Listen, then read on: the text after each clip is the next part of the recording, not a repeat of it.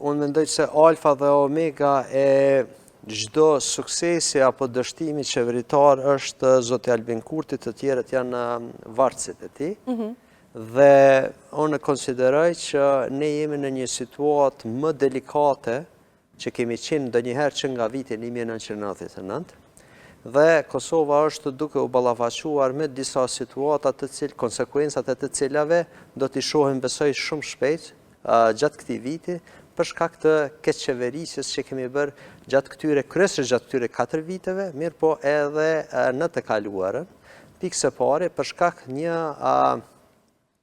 politike autiste, mund të them, të zotit Kurti, i cili në vazhdimsi ka qenë në kundërshtim me direktivat dhe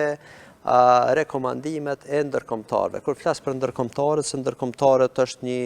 gamë gjerë e faktorëve të huaj, po kur flas për ndërkombëtarët kam fjalën kryesisht për Shtetet e Bashkuara të Amerikës. Mos harroni, vazhdimisht kemi pasur rekomandime udhëzime nga Shtetet e Bashkuara të Amerikane që të përmbushën kërkesat karshi komunitetit serb kryesisht, edhe ne kemi treguar një padujgjshmëri në këtë drejtim, duke e parë këtë nga prizmi i populist, i përfitimit të votave, i përfitimit të poenave politik. Mirë po, unë mendoj se tash jemi shumë vonë, edhe nëse gjykojmë gjakt të ftohtë, dhe konsideroj që thjesht Kosova fatkeqësisht nuk mund të jetë palë në vendimet e ardhshme për Kosovën, sepse i ka pasur gjitha ato mundësi, gjitha ato lutje që janë bërë, dhe një shpresë e vetme që do të thëja unë në këtë situatë delikate për Kosovën, do duhet të jetë një qeveri e unitetit kombëtar. Qeveria e unitetit kombëtar do të thoshte që të gjitha partitë politike t'i lënë anash interesat personale të tyre dhe të rreshtohen drejt kauzës për mbrojtjen e qenësisë tonë si subjekt politik në kuadër të Evropës. Dhe kjo nuk nënkupton vetëm për Kosovën, por mendoj që në të njëjtën mënyrë besoj që duhet një mobilizim i gjithë spektrit politik shqiptar edhe në Shqipëri, edhe në Maqedoni, dhe gjithandej sepse jemi në një pozitën më të vështirë që kemi qenë që nga viti 1999. Mirë po, fatkeqësisht, ne kryesisht jemi të acaruar dhe të polarizuar në këtë luftën tonë të brendshme, për votimet me kusht, për votimet pa kusht, për kush ka vjedh vota, çfarë kanë bërë, mirë po ne nuk jemi duke e parë shtohin që është duke ardhur afër nesh, dhe nuk besoj që një personi më i votuar në Kosovë aktualisht ka lënë vend, si të themi, që t'i afroj të tjerët dhe të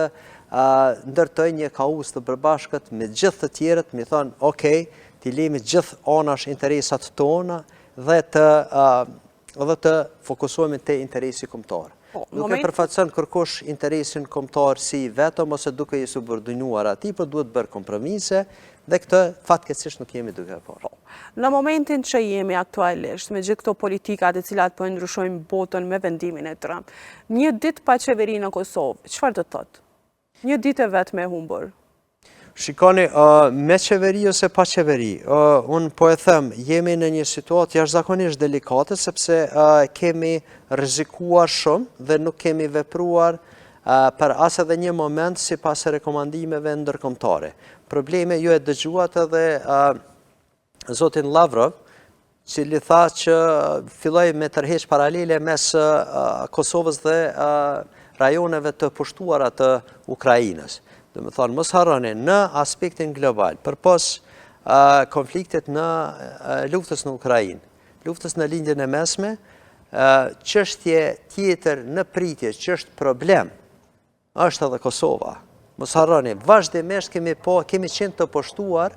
nga titujt e mediave ndërkombëtare për aksionet e policisë së Kosovës në veri të vendit. Unë mund ta bëj patriotin, mund ta bëj populistin, mirë po ne është dashur t'i qasemi me shumë kujdes asaj pjesët të Kosovës, për shkak se rekomandimet, sepse situata në Kosovë është shumë delikate. Gjithë secili prej nesh ka dëshirë të ashtrijë sovranitetin në gjithë territorin e Kosovës. Mirë po ne duhet ta kemi parasysh se kemi një situatë shumë të brisht, shumë delikate dhe e cila mund të shfrytëzohet nga armisht e Republikës së Kosovës, armisht e shqiptarëve. Dhe ne çfarë kemi bërë në vend se të koordinohemi me aleatët, të shtyjmë përpara, siç është, mos harrojmë se nuk dua ta fajsoj vetëm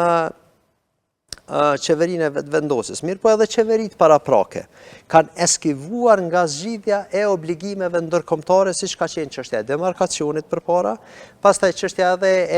e pronave të manastirit të Deçanit, e cila në ditë të fundit kryeministri proklamoi si interes jashtëzakonisht i rëndësishëm për Kosovën, mirë po dëshmua që vendimin që e morën shumë me vonesë, saqë nuk shërbeu për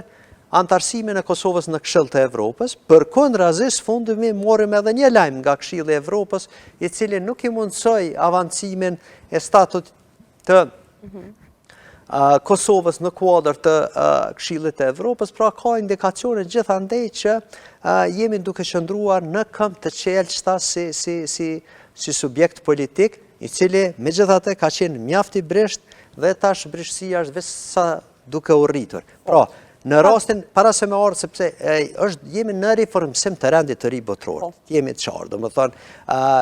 është shok duke pësuar e gjithë globi me atë se çfarë po ndodh në glob me ndryshimet në administratën në Washington, me ardhjen e presidentit Trump, i cili nuk ka nevojë të ritheksohet se ka qenë presidenti më atipik që ka pasur ndonjëherë dhe Shtetet e Bashkuara të Amerikës dhe aplikon një politikë tërësisht jo konvencionale, si me thonë, në raport me atë se çfarë jemi mësuar, pra është duke u riformuar rendi i ri botror, kemi një rrështim të jashtëzakonshëm të gjitha shteteve më të rëndësishme të Evropës, se si ti përshtaten kësaj situate, ndërkohë që duke i pasur parasysh gjithë këto, ne është dashur që të jemi të gatshëm dhe të kryejmë obligimet tona ndërkombëtare në mënyrë që Kosova mos të jetë problem në tavolinë sot. Unë e kuptoj që armiqtë e Republikës Kosovës vazhdimisht propagandojnë kundër Kosovës. Mirë po, sot Rusia nuk do ta kishte mundësinë t'i adresonte shqetësimet për serbët e Kosovës dhe për moskryerjen e obligimeve ndërkombëtare të Kosovës, sikur ne do t'i përfillnim ato obligime tona, edhe mos harroj edhe një gjë ta përmendi. Para shkuarjes, para përfundimit të mandatit, ambasadori amerikan Hovenier tha ne e kemi njoftur pavarësinë e Kosovës me idenë, me besimin, me zotimin që kanë thënë aso kohe liderët e Kosovës se do të jenë përkrah minoriteteve, do t'i përkrajnë të drejtat e tyre dhe do t'i avancojnë të drejtat e tyre. Ndërkohë që ne thjesht sot po sillemi me populizëm si asnjëherë më parë dhe pasojat e këtij populizmi do t'i vuajmë vetëm ne, askush tjetër.